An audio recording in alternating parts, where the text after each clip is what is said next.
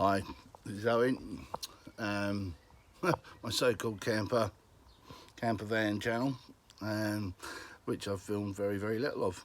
Unfortunately, I struggle with ADHD, which usually means that when I actually do remember to film it, it's when I've actually finished work, packed up for the day, and I'm sat down inside. And it's a very regular occurrence, I'm afraid. But so last time I videoed it, I can't remember how far I was along, but not that far, I don't think. But we're a long way now. It's getting towards finish, which I'll film a little later. But for the moment, what I'm doing is putting the diesel heater in. I find it fairly straightforward to do. So I'll run you through what I've done so far on it, and try and add to this a little later. Not too sure, I'm not great with editing.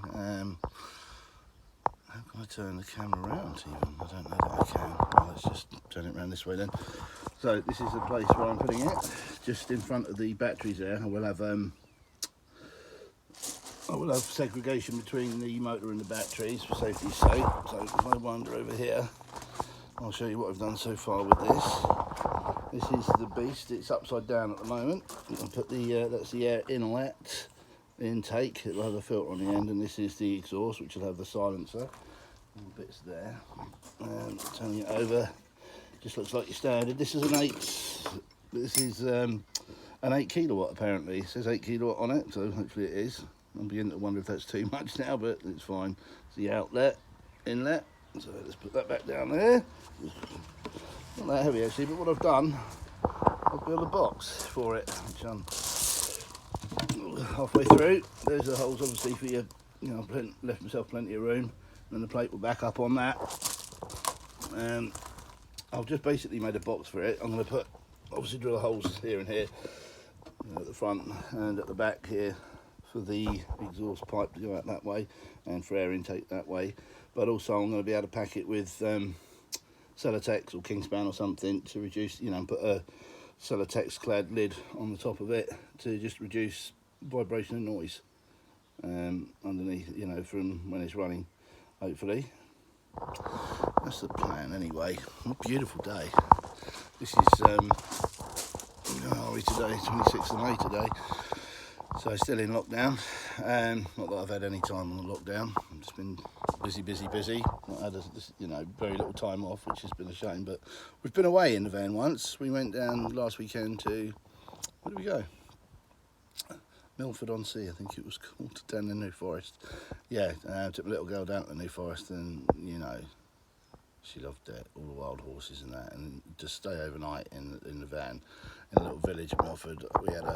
We got a little Thai takeaway, sat in the car park facing the sea. So we turned up, put the table up, and had tea facing the sea and the Isle of Wight in view and everything. It was just stunning. It was beautiful, and stayed overnight there, and then turned around and come back the next day and stayed in New Forest again for the afternoon. Really, just put some deck chairs up and let Mia play around with the horses and everything. Which she managed to pet a wild horse, which she loved. Should have filmed it, but never mind. I might be able to put some stills on here if I ever learn how to edit or anything. But unfortunately, on the way back, it was actually on the way there. Thinking about it, it was on the way there just before we got to New Forest. The powertrain light came on and it went into limp mode. That's never happened to me before, madam, honestly. It hasn't, in fairness. Limp mode. So I just thought, I'm not going to let it ruin the weekend. I'm just going to carry on in limp mode. Luckily it's a big old engine and we could still cruise down the motorway at 70 in limp mode. So we just got to where we were going, and every time we parked up it went off and stayed off, and the limp mode came off until we went over 3,000 revs. And then on the way back, we managed to limp around on it, and then on the way back the engine management light came on as well, which was like, right, let's get home, get it sorted. And when I did get it home, I got an auto electrician on it a few days later with his diagnostic equipment. Very good, this guy. Only charged me 60 quid to diagnose it and tell me what the problems were and everything. And he showed me what the problem was, and he said, look, you're going to be able to fix this yourself if you want. It's just 2 screws in. What it was the air mass sensor of all things, I've never heard of it before either. I'm sure some of you have. Little sensor that's built into the airbox at the front of the engine, so you don't have to take anything off to get to it. It's just there right in front of you. Two screws, two little, you know, Allen key screws. It was £30 on Amazon, £27 on Amazon for an air mass sensor. Came 2 days later, took the old one out, new one in, good as gold. So thank you to, so I think the guy's name now. I will put a link on it at some point in one of my further videos. I don't know how to do that as well. But he was very good, very honest, very thorough. Yeah, so that was that. But so we're hoping to go away this, on Thursday and Friday, but we'll just see what the lockdown situation's like. You know, I know you're not supposed to go anywhere, but you're allowed to go to a beach and stuff like that. The nice thing with this is we don't need to touch anyone or do anything. Even, you know, we've got a tank full of fuel left over, nearly a whole tank full left over from the New Forest, because we filled right up, and we did that in pay at pump thing, which is easy enough to do, and you just don't, you know, we just didn't get in contact with anyone, so we're all like self-isolating still in our van. So I don't see a problem with that.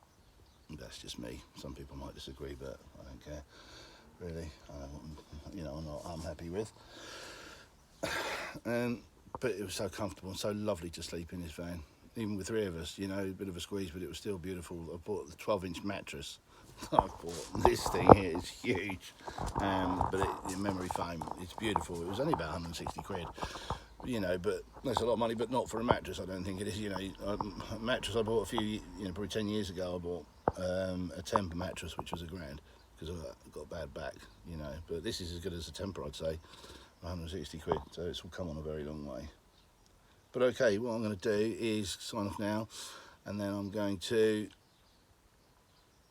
what am I going to do? I'm going to do another little video, hopefully when at the end of play today, see where we are. All right, carry on camping.